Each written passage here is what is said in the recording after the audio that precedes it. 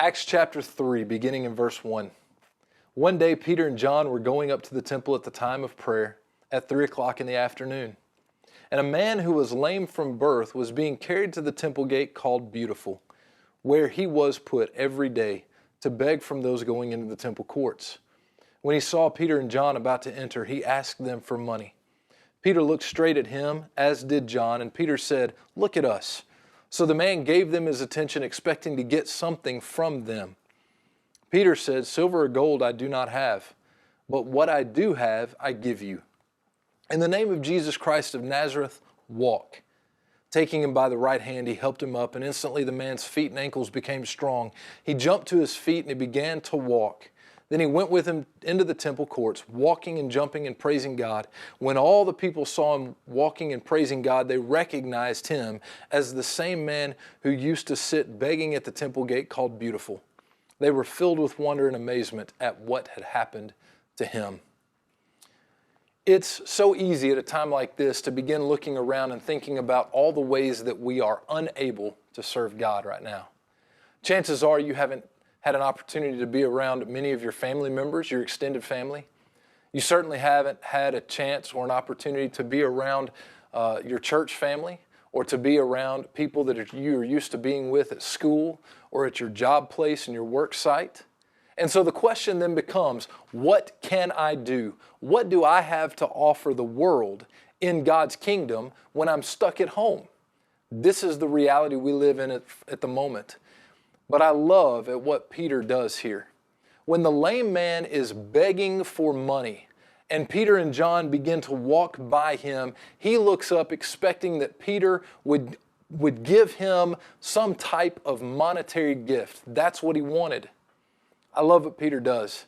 He looks at the lame man, he says, "Look at us." And when the lame man expects to get money, Peter says, "You know what? I'm all out right now. I don't have any gold or silver, but let me tell you what I do have. I have the power of God and the gifts that Jesus gives us in our lives." Right now, while we're inundated with the question, what can I offer? I want you to be reminded that you have so much to offer wherever it is that you are. In God's kingdom, as a child of God right now, you have something to offer somebody. It may mean that you need to offer some encouragement through a text. It may mean that you need to offer a Bible verse through your social media accounts. It may mean that even while you're stuck at home, you can offer your children or your spouse or your parents or your siblings, whatever it is, you have the opportunity to offer them the attitude and the gift of Jesus Christ today. Maybe it means that you offer a kind word because everybody is struggling with patience right now. Maybe it is that you have a prayer to offer because your gift is going on behalf of other people to God. And let me tell you, there are people all over this world who need prayers right now and who are struggling at this time. Maybe it is that you still have the courage to get out and about and you could offer somebody help with groceries. Maybe your children need comfort right now. Offer them the peace that can only come through Jesus Christ. Don't get caught up with the question, what do I have to offer, when the reality is you have so much to offer. It may not be what you're used to giving or what everybody expects you to give at this time, but it doesn't mean that you can't offer something.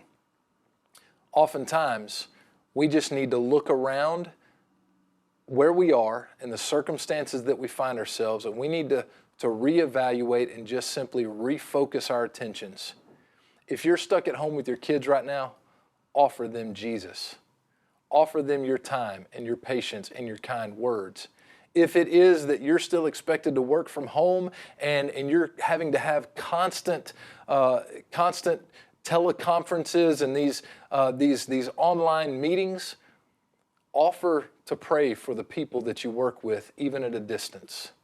Whatever it looks like, you have something to offer, and it is the gift of Jesus Christ.